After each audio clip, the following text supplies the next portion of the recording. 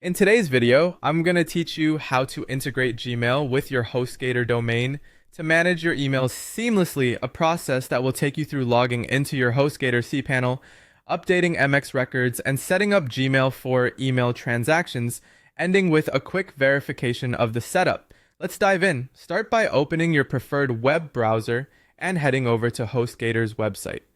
Here, you'll enter your username and password to access the cPanel. Once you're inside the cPanel, you're looking for the Mail section, or simply type email into the cPanel's search bar. It might just make life a little easier. Next, find and click on Zone Editor. This section allows you to manage your DNS records. Here you'll notice various records associated with your domain, but what we're interested in are the MX or Mail Exchange records. These are crucial for directing email from your domain to wherever you need them to go. Now let's update those MX records to point to Gmail's mail servers.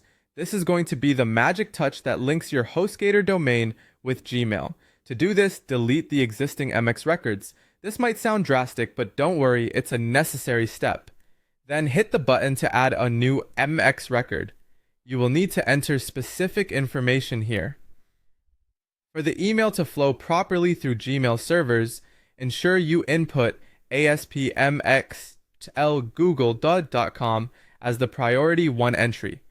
Gmail requires additional redundancy, so do add the secondary MX records as well, alt1.aspmx.lgoogle.com and alt2.aspmx.lgoogle.com with a priority of 5, followed by alt3.aspmx.lgoogle.com and alt4.aspmx.lgoogle.com with a priority of 10.